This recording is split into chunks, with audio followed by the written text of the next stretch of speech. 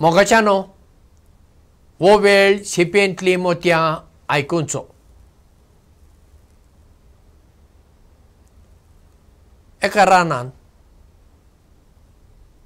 एक शिव आसलो आनी शिवाचो एकटो इश्ट आसलो कोलो. एक दीस शिवान कोल्याक म्हणलें, आज म्हाका चड भूक लागल्या, खंयचे तरी एक मनजाती घेवन ये म्हण ताका ताकीद दिली. आतां शिवान ताकीद दिली म्हणटच कोल्यान आयकूंक जाय. कोलो गेलो. कोल्याक एक गाढव मेळ्ळें. ताणें त्या गाढवाक म्हणलें, शिव ह्या रानाचो राजा. गाढवान म्हणलें, हय म्हाका खबर आसा. राजान म्हाका तुजे लागीं धाडला. कित्याक? गाढवान विचारलें. राजा आपणा उपरांत तुका राजा करूंक सोदता. देखून राजान म्हणलें, तूं गाढवाक घेवन म्हज्या लागीं ये. अशें गाढव कोल्या वांगडा आयलें. शिवा मुखार रावलें. शिवान कितें केलें, ताका धरून ताच्या कानाक धरलें. कानाक धरलें म्हणटकीर गाढव ताजे चुकून धांवलें, पूण एक कान गेलो. कोलो ताच्या फाटल्यान धांवलो. मागीर गाढवान कोल्याक म्हणलें, तुवें म्हाका फटयलो. तुवें म्हणलें शिव म्हाका राजा करतलो, पूण ताणें म्हजो कानच काडलो. कोल्यान म्हणलें, गाढवा, राजान तुजो कान काडलो कित्याक जाणाय? तो तुज्या गळ्याक बरो एक हार घालूंक सोदतालो, पूण तुजे कान ते वडले न्ही, तो हार वचना कित्याक हार ल्हान आसा. ये भियेनाका, ये म्हज्या वांगडा. तो परत गाढवा घेवन आयलो. शिवा मुखार गाढव उबें रावलें. तेन्ना शिवान ताका धरलें, शेपडे धरले आनी आतां गाढव चुकून धांवलें, पूण शेपडी तुटली. कोलो परत फाटीं धांवलो आनी गाढवान म्हणलें, ना तुवें म्हाका फटयलो परत्यान. कोलो म्हणटा, खंय तुका फटयला? पळय ते शिवान म्हजी शेपडी कुडकेस केली पळय.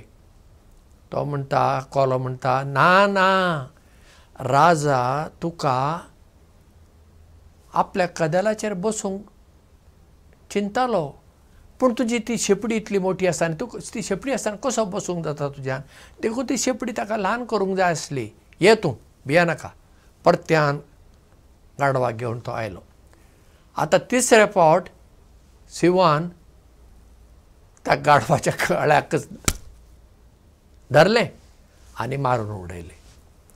मागीर ताणें कोल्याक म्हणलें, आतां व्हर ह्या गाढवाक आनी ताची कात काड आनी म्हाका पयलें ताचो मेंदू,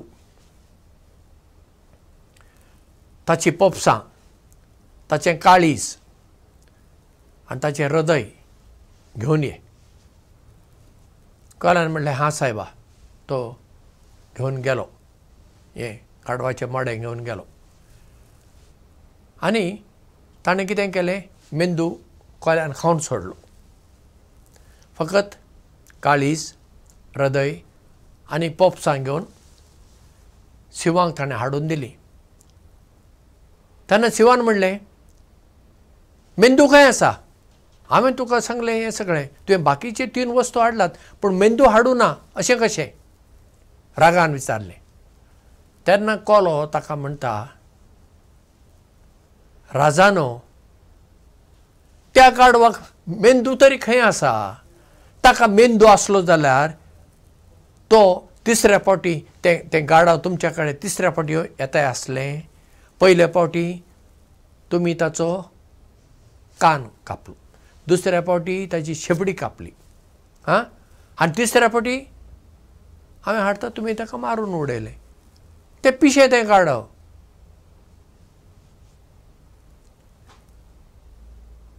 ही आतां एक काणी, पूण त्या पिश्या गाढवाची काणी आमच्या जिविताक लागू जाता.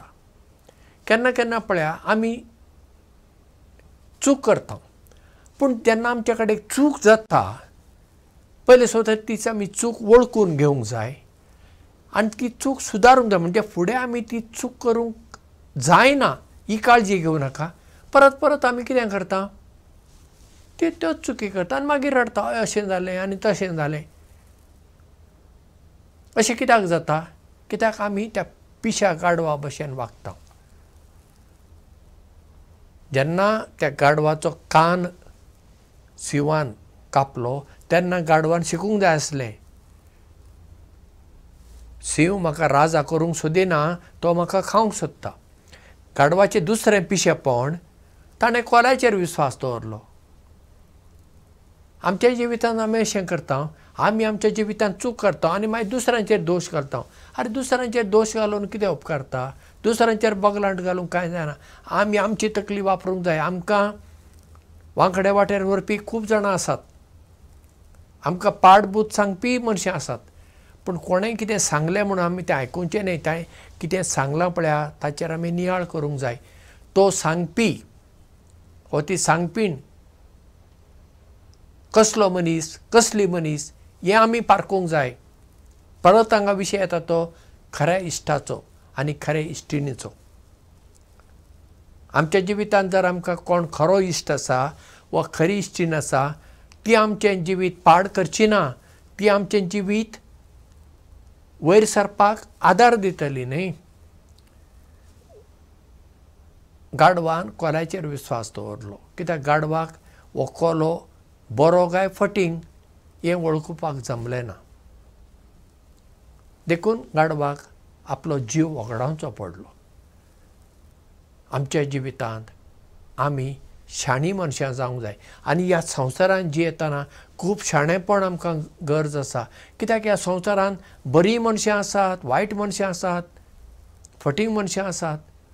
तांच्या मदीं आमी जिवचें पडटा. आतां कोण बरो, कोण बरी, कोण खोटो, कोण खोटी हें आमी पारखूंक जाय. आनी पारखुची विद्या तितली सोंपी ना. हें जिवितांतल्या अणभवांतल्यान आमी शिकता. आतां आमच्या जिवितांत चूक आमी करता. कोण चूक करिनासतना कोणूच फुडें सरूंक ना. म्हणजे चूक करूंक आमी भिवची गरज ना, पूण तीच चूक परत परत केली जाल्यार आमी कांय शिकूंक ना अशें जालें ना. नवी चूक जातली आमच्या जिवितांत जावं, पूण ती चूक जाली परत ती चूक जावं न्हय, आनीक चूक जावं येता. चुकी आमच्या जिवितांत जातातूच, सगळ्यांच्या जिवितांत जातात, पूण तीच चूक परत परत जावप हें सारकें ना. हातूंतल्यान आमचें जिवीत फुडें वचना. म्हणटच आमी जिवितांत पिशी मनशां न्हय, शाणी मनशां जावया. देव बरें करूं आनी मोग आसूं.